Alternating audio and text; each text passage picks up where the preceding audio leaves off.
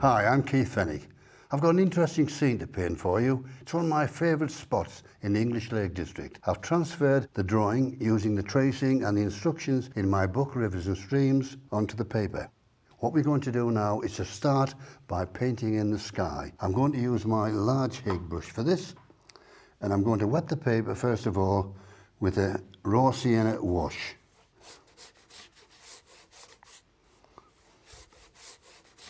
What I've done initially is I've put a little bit of masking tape, look, across the shape of the bridge. So when I paint the sky, etc., the paint won't run over the bridge. Now I need a little bit more raw sienna. Lots of water. Make sure there's no paint stuck in the brush. And I want a bit of brighter raw sienna in the middle there. And I have a little bit over here. I think that will suffice. I'm going to tease out some cobalt blue, and we're going to brush in the sky colours. This is a very soft brush I'm using, my sky and texture brush. I'm going to work around the raw sienna. Bit of blue down here.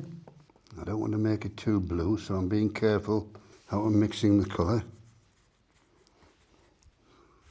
This is watercolour. What you've got to bear in mind that when it dries, you can dry up to 30% lighter in tone.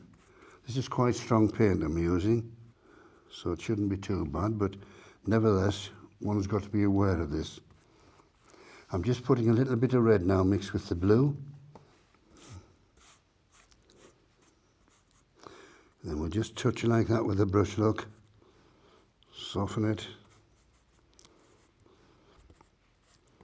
And then what we'll do, we'll use a round brush and we'll push that paint around a little bit. And then with a bit of nice absorbent tissue, I'm going to put in a few white clouds. Now, I'm not wiping, I'm just dabbing, removing some of the paint. Some over there, look. Up to the yellow a bit there, and softening the edges. Just pretend we're killing those blessed midges.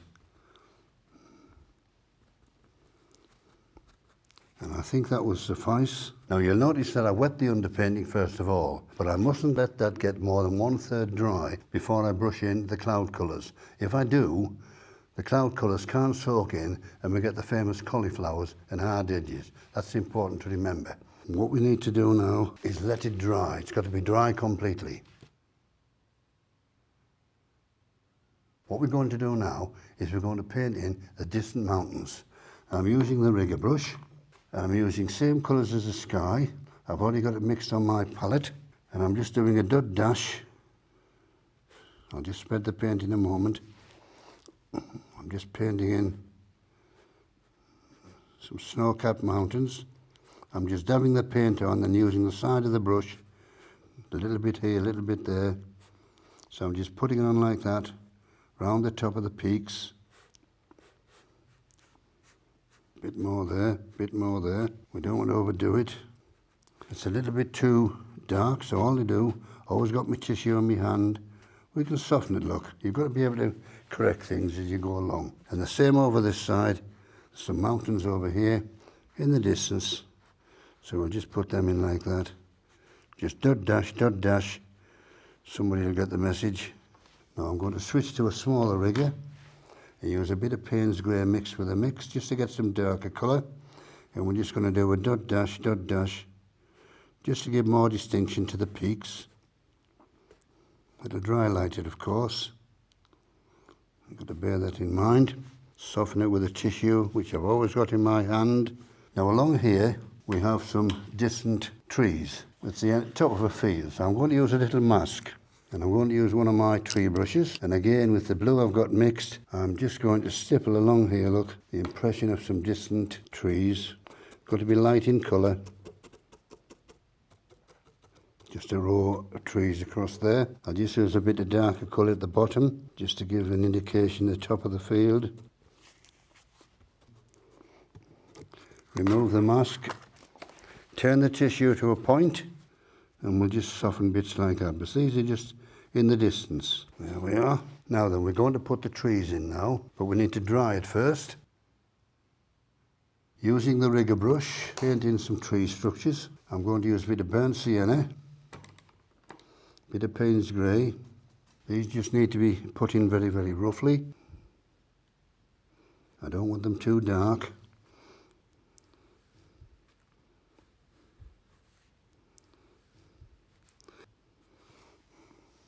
My hand's resting on the paper. Another one over here. You needn't copy the tree shapes exactly as they are in the book. These are your trees. There's an old saying, you know, if nature's perfect, attempt to represent it. If it isn't, improve it. There's a few trees here, coming up here. And then it's to the tree brush, the Derwent one of my unique tree brushes. I want the round-ended one, the Derwent one. And with a bit of Payne's grey and a bit of burnt sienna, we're going to paint in some winter foliage. So here we go. All we're doing is lightly stippling. Now I've always got tissue in my hand because the brush is too wet, the paint's too wet, so I can take it off straight away.